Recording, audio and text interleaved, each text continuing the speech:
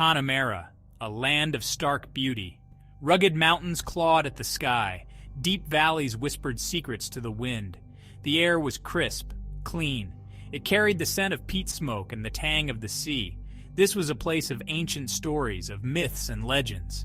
But beneath the surface, a darkness lurked. A darkness that would soon stain the Emerald Hills with fear. Dr. Terence Brody arrived in the small village of Clifton like a whisper on the wind. He was a quiet man, unassuming. Yet, there was an intensity in his eyes.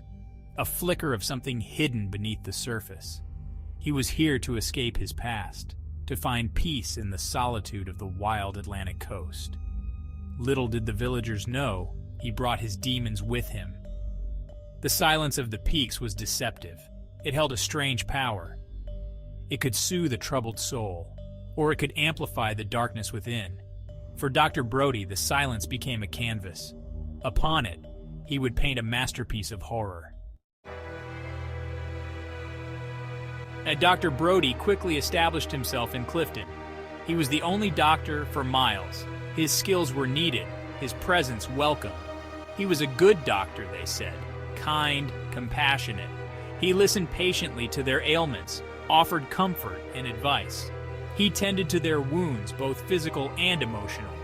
He became a pillar of the community, a trusted confidant. But beneath the veneer of respectability, a darkness festered. Dr. Brody was a man of contradictions. He craved solitude, yet sought solace in the bottle.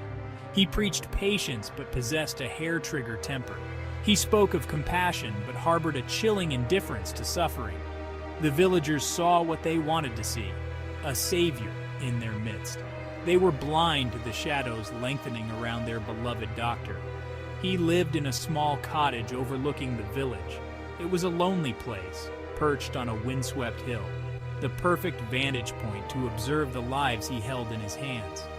He spent his evenings lost in his books, his face illuminated by the flickering lamplight.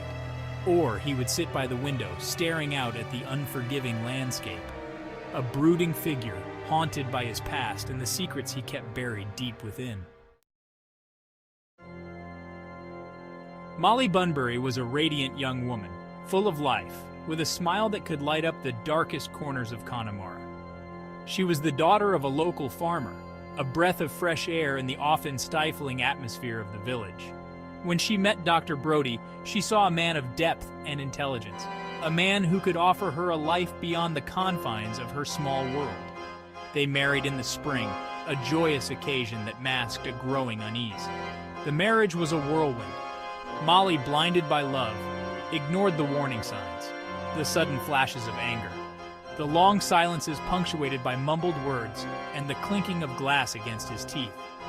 She dismissed them as the eccentricities of a brilliant mind. She believed she could heal him, could tame the darkness that lurked beneath his charming facade. She was wrong. The whispers started soon after the wedding. Whispers of arguments heard through thin walls, of bruises glimpsed on Molly's arms, of a change in the doctor's demeanor. He became withdrawn, erratic. His temper, always close to the surface, now flared with alarming regularity. The villagers, once so quick to sing his praises, now watched with a mixture of fear and suspicion. Their savior, it seemed, had claws.